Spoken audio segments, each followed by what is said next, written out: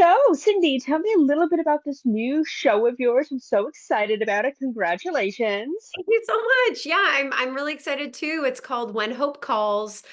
This is season two. Season one aired many years ago, and things got in the way from getting a season two, and then there were movies, and now we got it going. And my character is Nora Anderson. It's a new character in town. She's a lawyer from the big city of San Francisco, and she's been now orphaned. Her family is gone, and she found out that she has family in Brookfield, which is where When Hope Calls takes place. And she decides to go and find them. She didn't even know that she had this family, and she does. And she finds community and connection through being in this town. And she finds her family. And she ends up working at the orphanage called New Hope.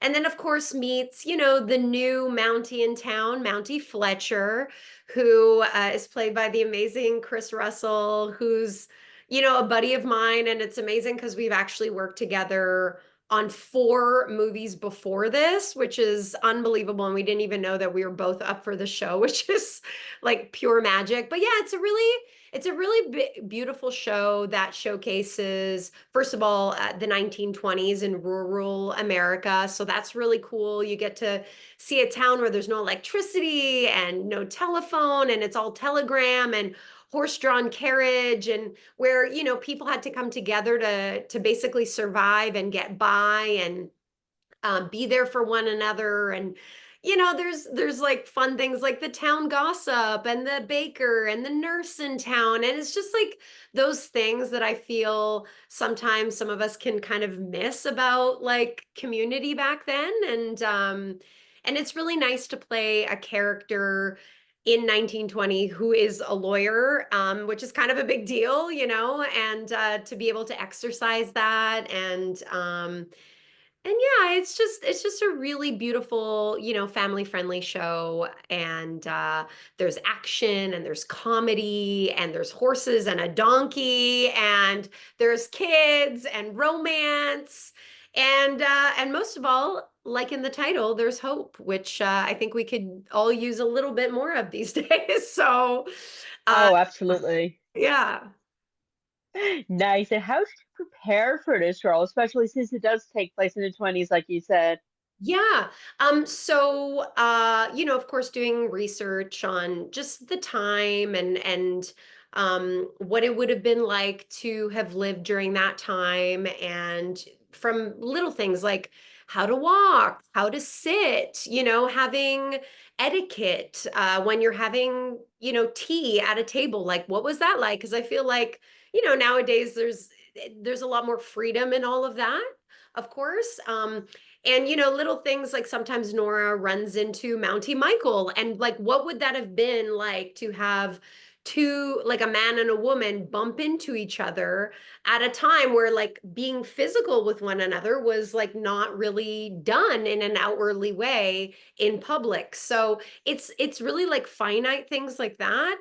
To like I had to take a lesson on how to drive a horse and carriage. So that was like a horse and wagon, which was really cool. So I went and took lessons on how to do that. And it was a little bit more complicated than you would think. But it was really fun. And I've worked with horses in the past on previous projects. So it was really nice to kind of get to connect in that way again. And of course, it's like you do all of this work ahead of time with getting the script and doing your own character analysis, and then, you put the costume on and you get your hair and makeup on and you walk on the set that looks like a real life 1920s, like small little town. And it just feels like you're immersed into it. And, there's no cars, there's no cell phones or anything like that. So that's like a really, you can't help but immediately feel like you're back then, which is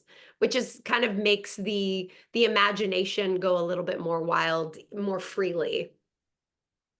I like that. And what were the biggest challenges for you? Kind of piggybacking on what you were saying. What were some of your biggest challenges?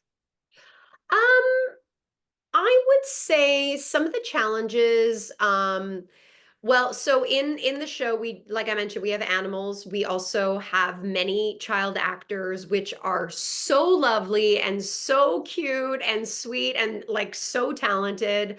And of course, working with kids, there's the idea that they can only work for a certain amount of time and then they have to go to school, or they can only work for a certain amount of hours before they have to get wrapped up, with good reason, of course. So there's times where they need to get wrapped up, and then you're saying your lines on your close up to like a stand in, or like just an open chair kind of thing. So there's those kinds of challenges of working with kids in shows and movies, even though it's like so incredibly rewarding and so much fun. They keep you young, that's for sure.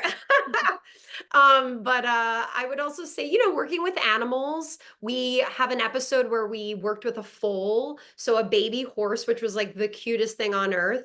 But you have to be really, it's all about the foal in those circumstances and less about everyone else. So it's like when the foal is ready, when everyone is quiet, everyone has to be really cautious, no jerky moves, things like that. Like where there's a very like respected process, that and certain guidelines you have to follow in order to get what you're looking for. So various challenges like that, and things like weather, things that you can't really control, right? So you have windy days, or like threats of snow falling, because we were shooting in the fall in Ontario, Canada. So there's things like that that were challenging. But as far as the show and the script and the cast and the crew, it was honestly a dream come true. Like everyone was just like 10 out of 10. I really, I would love to find something bad to say, but I just don't have anything.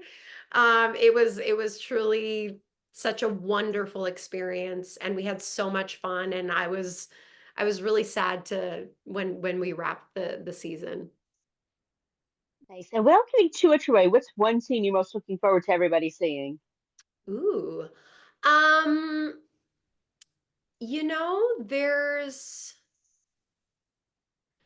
there's a couple scenes that I have with my co-star Chris Russell, who plays Mountie Fletcher, where it's just he and I on the wagon, riding together.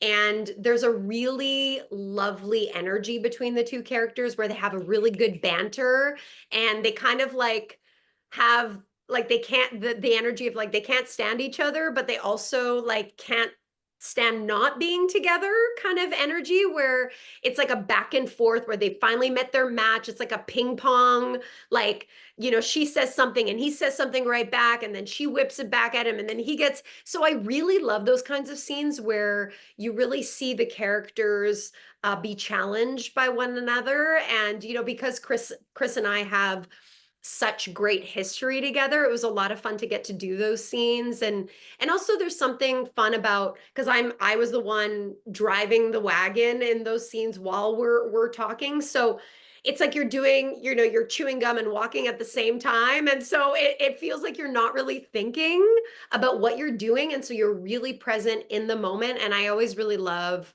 those scenes that are active, and you can't help but just be immersed right into it. But yeah, there's so many great scenes in this.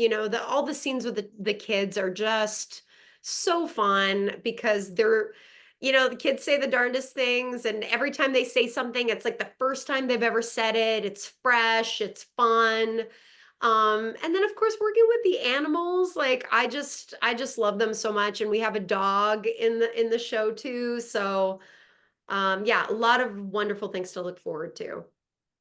Nice. So what's next for you now that the show's wrapped and it's getting ready to air? We have so much fun stuff coming up. So what else are you doing?